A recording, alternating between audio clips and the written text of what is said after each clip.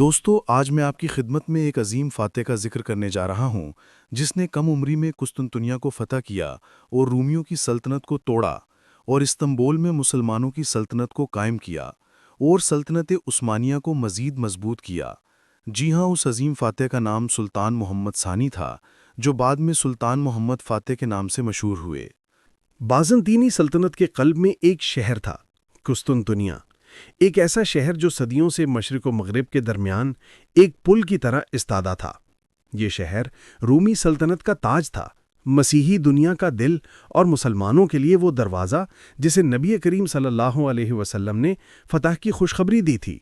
تم ضرور قسطنطنیہ فتح کرو گے، وہ امیر بہترین امیر ہوگا اور وہ لشکر بہترین لشکر ہوگا۔ مسند احمد۔ یہ حدیث ہر مسلمان کے دل میں جلتی ہوئی شمع تھی۔ ہر صدی میں کوئی نہ کوئی سلطان اس شمع کی روشنی میں تلوار تھامتا، لیکن دیواریں، توپیں اور قسمت سب اس خواب کو دور دھکیل دیتی تھیں۔ پھر 15ویں صدی میں ایک نوجوان ترک شہزادہ پیدا ہوا، محمد بن مراد، جس نے عہد کیا کہ وہ اس حدیث کو حقیقت بنائے گا۔ سال 1432 عیسوی 835 ہجری، شہر ادرنا ایڈرنے، عثمانی سلطنت کا دارالحکومت۔ ایک معمول کی رات مگر تاریخ کے لیے غیر معمولی لمحہ۔ سلطان مراد ثانی کے محل میں خوشی کی لہریں دوڑ گئیں۔ ایک بیٹے کی پیدائش ہوئی، اس کا نام رکھا گیا محمد۔ جب درباری عالم شیخ آق شمس الدین نے نومولود کو دیکھا تو کہا، یہ بچہ صرف سلطنت نہیں سنبھالے گا بلکہ ایک امت کی امید بنے گا۔ بچپن ہی سے محمد میں وہ سنجیدگی تھی جو عام بچوں میں نہیں ہوتی۔ وہ کھیل کود میں بھی نظم و ضبط رکھتا۔ جب دوسرے بچے تلوار سے کھیلتے وہ کتاب سے کھیلتا، جب دوسرے شور مچاتے وہ خاموشی سے بزرگوں کی باتیں سنتا۔ سلطان مراد ثانی ایک دانشمند بادشاہ تھا۔ وہ جانتا تھا کہ سلطنت کی بنیاد صرف تلوار پر نہیں، علم پر بھی ہوتی ہے۔ اس نے محمد کے لیے بہترین اساتذہ مقرر کیے۔ قرآن، فقہ، عربی، فارسی، ریاضی، فلسفہ، جنگ حکمت، ہر علم اس کے نصاب میں شامل تھا۔ مولانا احمد گورانی نے اس کی تعلیم کی نگرانی کی۔ گورانی سخت مزاج مگر مخلص استاد تھا۔ ایک دن محمد سبق بھول گیا، گورانی نے چھڑی سے تنبیہ کی۔ ننھا شہزادہ رو پڑا، لیکن دوسرے ہی لمحے آنسو پہنچ کر بولا، اچھا اگر علم حاصل کرنے کا یہی طریقہ ہے تو مجھے اور مارو تاکہ میں جلد عالم بن جاؤں۔ گورانی نے حیرت سے اس کی آنکھوں میں دیکھا۔ وہ جان گیا کہ یہ بچہ عام نہیں۔ اسی دوران شیخ آق شمس الدین بھی اس کے روحانی مرشد بنے۔ انہوں نے محمد کے دل میں وہ ایمان کی آگ جلائی جو زندگی بھر بجھی نہیں۔ ایک دن محمد نے پوچھا، حضرت کیا واقعی قسطنطنیہ کو مسلمان فتح کریں گے؟ شیخ نے مسکرا کر کہا، ہاں، مگر وہ لشکر پاک ہونا چاہیے اور وہ امیر وہی ہوگا جو خدا پر کامل یقین رکھتا ہو۔ محمد نے اسی دن دل میں کہا، پھر وہ امیر میں ہوں گا۔ سلطان مراد ثانی کے دور میں عثمانی سلطنت وسیع مگر چیلنجز سے بھرپور تھی۔ بلکان میں بغاوتیں، ہنگری کی یلغاریں اور اندرونی سازشیں۔ مراد کبھی میدان جنگ میں ہوتا، کبھی امن کے معاہدے میں۔ ایک دن خبر آئی کہ ہنگری کی فوجیں سرحد پر حملہ آور ہو چکی ہیں۔ مراد جنگ کے لیے روانہ ہوا، لیکن درباریوں کے مشورے سے 12 سالہ محمد کو تخت پر بٹھا دیا۔ یہ ایک بچہ سلطان کا عہد تھا۔ دربار کے وزراء نے سمجھا کہ اب حکومت ان کے ہاتھ میں ہے، لیکن محمد نے سب کو حیران کر دیا۔ اس نے حکم دیا کہ میرے والد کے حکم کے بغیر کوئی فیصلہ نہیں ہوگا، لیکن سلطنت کا نظم میرے ہاتھ میں ہے۔ جب ہنگری کی فوج نے ادرنا کی طرف پیش قدمی کی، محمد نے قاصد بھیجا کہ میرے والد سے کہو اگر آپ بادشاہ ہیں تو واپس آئیں، اور اگر میں بادشاہ ہوں تو میں حکم دیتا ہوں کہ لشکر کو قیادت دیں۔ یہ سن کر مراد ثانی چونک گیا۔ ایک بچے کے یہ الفاظ اس کے دل پر نقش ہو گئے۔ وہ فوراً لشکر لے کر آیا اور وارنا کی جنگ 1444 عیسوی میں صلیبی فوج کو شکست دی۔ وارنا کی فتح کے بعد مراد نے دوبارہ تخت سنبھالا۔ محمد کو مزید تربیت کے لیے گورنر بنا کر منیسا یعنی مانسا بھیج دیا۔ یہ دور محمد کے لیے عملی تربیت کا زمانہ تھا۔ وہ حکومت کی باریکیوں، لشکر کی ترتیب، خزانے کے نظم اور رعایا کے معاملات کو قریب سے دیکھتا۔ راتوں کو وہ ایک کاغذ پر لکھتا رہتا، قسطنطنیہ کا محاصرہ، توپوں کی قطاریں، سمندر کا راستہ۔ یہ اس کے خوابوں کا نقشہ تھا۔ وہ بچپن میں جس حدیث پر ایمان لایا تھا اب وہ منصوبہ بننے لگا تھا۔ سال 1451 عیسوی سلطان مراد ثانی کا انتقال ہو گیا۔ اب وقت آ گیا تھا کہ محمد سلطنت کی باغیں مکمل طور پر تھام لے۔ عمر صرف 19 سال مگر ذہن ایک بادشاہ کا۔ دربار کے کچھ بوڑھے وزراء سرگوشی کرتے، یہ نوجوان ہے، نا تجربہ کار ہے، شاید سلطنت سنبھال نہ سکے۔ لیکن وہ نہیں جانتے تھے کہ یہی نوجوان تاریخ بدلنے والا ہے۔ محمد نے سب سے پہلے سلطنت کے اندرونی معاملات درست کیے، غداروں کو معاف نہیں کیا، خزانہ مضبوط کیا، فوج کی ازسر نو تربیت کی۔ پھر وہ اپنے خوابوں کی طرف متوجہ ہوا، قسطنطنیہ۔ محمد جانتا تھا کہ قسطنطنیہ صرف ایک شہر نہیں، ایک چٹان ہے۔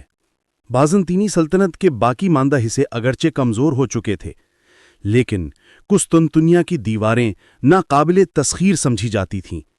3 دیواروں کی کٹاریں، گولڈن ہارن کا سمندری دفاع اور یورپ کی مدد کے وعدے، یہ سب اس شہر کو ناقابل فتح بناتے تھے۔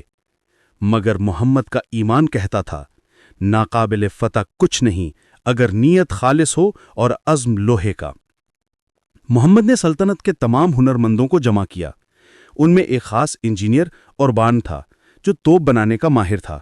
اوربان نے کہا کہ میں ایسی توپ بنا سکتا ہوں جو قلعوں کو زمین بوس کر دے۔ محمد نے کہا پھر ایسی توپ بناؤ جو قسطنطنیہ کی دیواروں کو توڑ دے۔ مہینوں کی محنت کے بعد ایک دیو ہیکل توپ تیار ہوئی، اتنی بڑی کہ اسے کھینچنے کے لیے 60 بیل اور 200 سپاہی درکار تھے۔ یہ توپ عثمانی تاریخ کی سب سے بڑی ایجاد تھی اور محمد نے اس کا نام قاہر رکھا، یعنی فتح کرنے والی۔ اسی دوران اس نے بحری بیڑا بھی تیار کیا۔ یہ بیڑا خفیہ طور پر شمالی بحر مرمرہ میں تیار کیا گیا تاکہ بازنطینیوں کو خبر نہ ہو۔ جنگ کی تیاری کے ساتھ ساتھ محمد نے روحانی تیاری بھی کی۔ وہ راتوں کو قرآن پڑھتا، آگ شمس الدین سے مشورہ کرتا اور ہر رات دعا کرتا، اے اللہ مجھے وہ لشکر بنا دے جس کی بشارت تیرے نبی صلی اللہ علیہ وسلم نے دی تھی۔ ایک دن اس نے خواب دیکھا کہ لائٹ قسطنطنیہ کی سمت جا رہی تھی اور اس لائٹ میں اس نے اپنے آپ کو دیکھا۔ جب صبح آگ شمس الدین سے ذکر کیا تو انہوں نے کہا، یہ بشارت ہے سلطان، اب وقت قریب ہے۔ دربار میں سب جمع تھے۔ کچھ وزراء نے کہا کہ قسطنطنیہ پر حملہ خطرناک ہے، اہل یورپ سب متحد ہو جائیں گے۔ محمد نے خاموشی سے سب کی بات سنی، پھر کھڑے ہو کر بولا، اگر ہم ڈر کر بیٹھ گئے تو تاریخ ہمیں بزدل کہے گی، اگر ہم لڑ کر مر گئے تو شہید کہلائیں گے، اور اگر ہم فتح یاب ہوئے تو فاتح قسطنطنیہ کہلائیں گے۔ میں وہ لقب لینے جا رہا ہوں جو 14 صدیوں سے امت کا انتظار کر رہا ہے۔ دربار پر سناٹا چھا گیا، پھر سب نے ایک ساتھ نعرہ لگایا، اللہ اکبر۔ یوں سلطان محمد نے قسطنطنیہ کے محاصرے کی تیاری مکمل کر لی۔ دنیا کو خبر نہیں تھی کہ ایک 19 سالہ نوجوان چند ہفتوں میں وہ کارنامہ سر انجام دینے والا ہے جس کے لیے صدیوں کے بادشاہ ناکام ہوئے۔ شہر کے افق پر ایک نیا سورج طلوع ہونے والا تھا اور اس کا نام تھا محمد الفاتح۔ اپریل 1453 عیسوی، عثمانی فوج نے قسطنطنیہ کی طرف اپنے تاریخی سفر کا آغاز کیا۔ شہر کی دیواریں دور سے دکھائی دے رہی تھیں، جیسے نوکیلے دانت جو حملہ آوروں کو نگلنے کے منتظر ہوں۔ سلطان محمد، جو اب محمد الفاتح کہلانے لگے تھے، لشکر کے آگے گھوڑے پر سوار تھے، پرعزم مگر پرسکون۔ انہوں نے اپنے لشکر کا جائزہ لیا۔ ہزاروں سپاہی، فولادی زرہ پہنے یینی چری، تیر انداز انجینئر اور توپیں جو گرجنے کو تیار تھیں۔ انہوں نے خطاب کیا، بھائیوں، آج ہم زمین یا دولت کے لیے نہیں نکلے، ہم اس پیشگوئی کی تکمیل کے لیے روانہ ہوئے ہیں۔ ہم اسلام اور تاریخ کی عزت کے لیے نکلے ہیں۔ اپنی بہادری کو سورج کی طرح چمکنے دو۔ سپاہیوں نے نعرہ لگایا، ان کی آوازیں میدانوں میں گونج اٹھیں، اللہ اکبر۔ دوسری جانب بازنطینی بادشاہ قسطنطین 11واں اپنی تیاری مکمل کر چکا تھا۔ قسطنطنیہ کی دیواریں تقریباً ناقابل تسخیر تھیں۔ 3 بلند و مضبوط پتھریلی دیواریں، ایک چوڑا خندق اور بلند برج جن پر منجنیقیں اور تیر انداز تعینات تھے۔ محمد کا پہلا حملہ نفسیاتی تھا۔ وہ چاہتے تھے کہ بازنطینیوں کو عثمانی فتح کی یقینی حقیقت کا احساس ہو جائے۔ انہوں نے حکم دیا کہ توپیں اور خیمے شہر کی دیواروں سے صاف نظر آنے والی جگہوں پر لگائے جائیں، تاکہ دشمن کو لشکر کی قوت اور کثرت کا گمان ہو۔ انہوں نے جاسوس بھیجے تاکہ دشمن کے کمزور مقامات اور حوصلے کا پتہ چلایا جا سکے۔ ساتھ ہی انہوں نے سفیروں کے ذریعے امن کی پیشکش بھی کی کہ اگر شہر بغیر جنگ کے سپرد کر دیا جائے تو خون بہنے سے بچ جائے، لیکن بازنطینیوں نے انکار کر دیا۔ تب محمد نے انتہائی نظم و ضبط کے ساتھ جنگ کی تیاری کی۔ عظیم توپیں اربان نامی ماہر نے تیار کیں، مناسب جگہوں پر نصب کی گئیں۔ بحری بیڑا چکنی لکڑی کے تنوں پر گھسیٹ کر خشکی کے راستے گولڈن ہارن کے دفاعی زنجیر کو عبور کروا دیا گیا۔ سرنگیں اور نقب زن دیواروں کو اندر سے کمزور کرنے کے لیے استعمال ہوئے۔ 6 مئی 1453 عیسوی پہلی توپ چلی، زمین لرز اٹھی، دیواریں ہل گئیں۔ اربان کی دیو ہیکل توپ بیسل پتھر کے ایسے گولے پھینک رہی تھی جو 1200 پاؤنڈ تک وزنی تھے۔ تاریخ میں پہلی بار بازنطینیوں کو احساس ہوا کہ ان کی قدیم دیواریں ٹوٹ سکتی ہیں۔ خوف اور حیرت نے شہر کو اپنی لپیٹ میں لے لیا۔ محمد اپنے سپاہیوں کے درمیان چلتے ہوئے بولے، دیواروں پر صبر و مہارت سے ضرب لگاؤ، یہ شہر جلدی نہیں بلکہ ثابت قدمی سے فتح ہوگا۔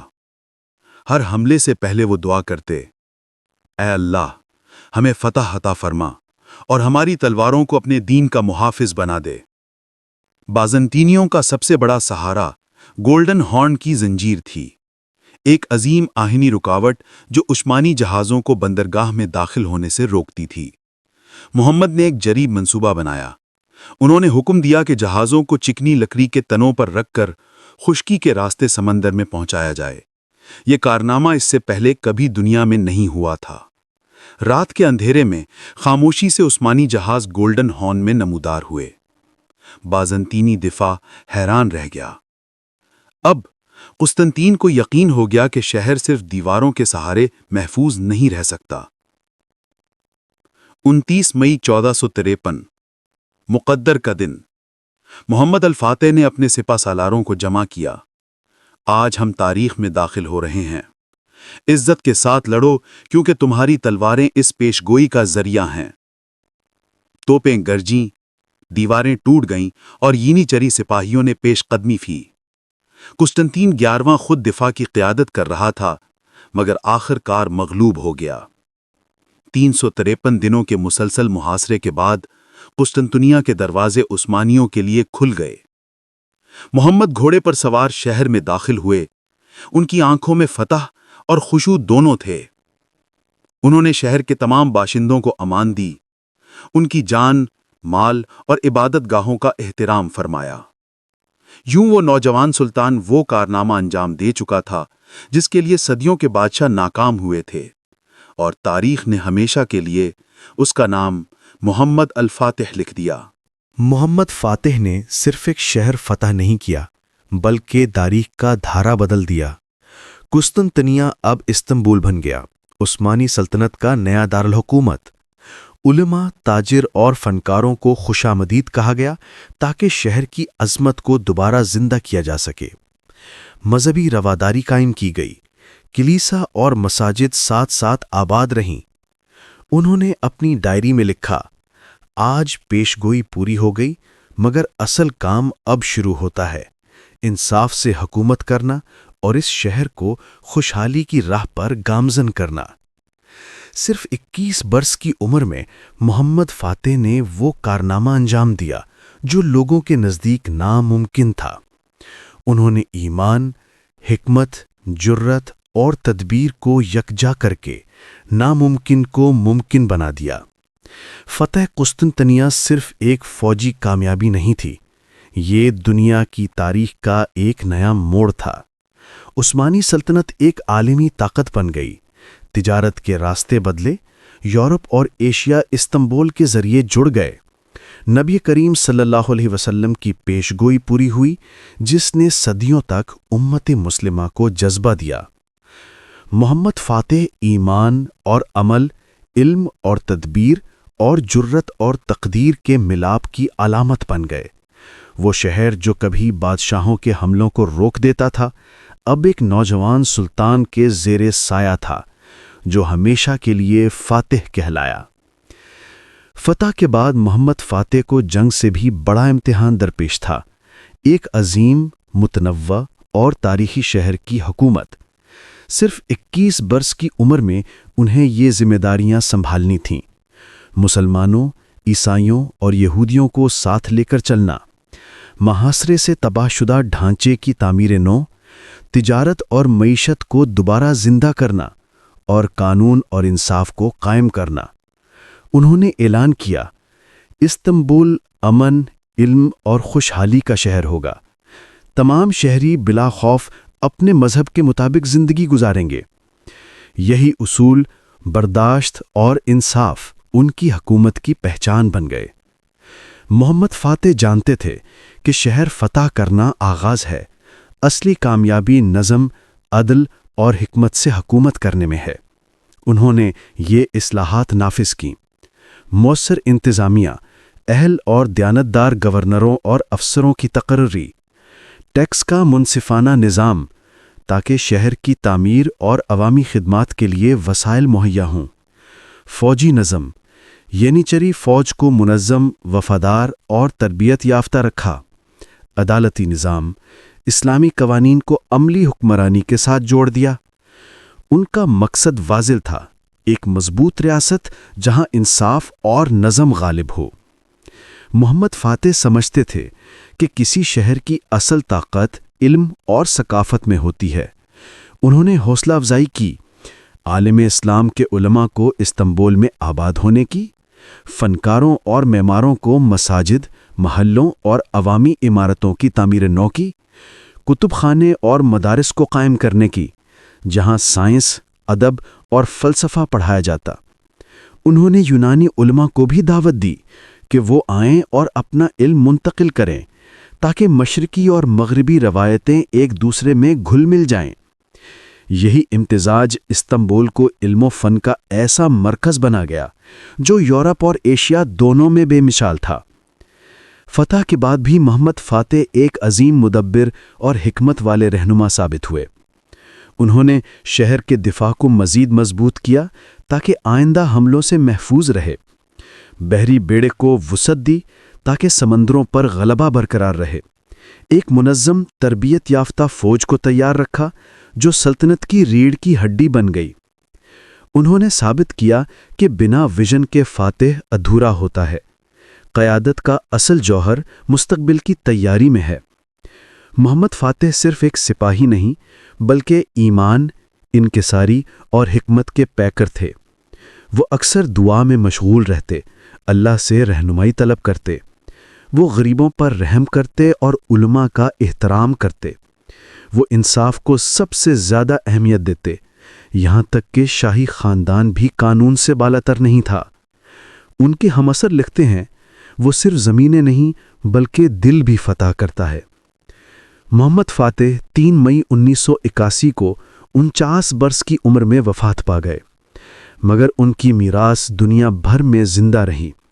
استنبول عثمانی سلطنت کا گوہر نایاب بنا رہا۔ ان کی فوجی حکمت عملی صدیوں تک جرنیلوں نے پڑھی۔ ان کی علمی اور تعلیمی اصلاحات نے بے شمار مفکرین کو متاثر کیا۔ سلطانوں، حکمرانوں اور مورخوں نے انہیں کہا، الفاتح، وہ مرد جس نے پیش گوئی پوری کی، تاریخ بدلی اور تہذیبوں کو جوڑا۔ محمد فاتح کی زندگی ہمیں یہ دائمی اسباق دیتی ہے۔ ایمان عمل کی بنیاد ہے۔ ان کا ہر فیصلہ اللہ پر یقین سے جڑا تھا۔ علم طاقت ہے۔ انہوں نے تعلیم، حکمت اور سفارت کو یکجا کیا۔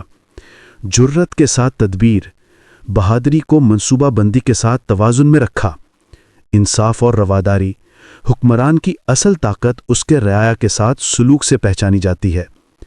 ایک کم عمر شہزادے سے جو ادرنے کے پہاڑوں میں حکمت سیکھ رہا تھا، دنیا کے عظیم فاتح اور مدبر حکمران تک، محمد فاتح کی کہانی نسلوں کے لیے حوصلے، ایمان اور قیادت کی علامت ہے۔ قسطنطنیہ، جو اب استنبول ہے، آج بھی ان کے ویژن، جرت اور تہذیب کی گواہی دیتا ہے۔ یہ شہر صرف فتح کی یاد نہیں بلکہ قیادت، علم اور ابدی میراث کی علامت ہے۔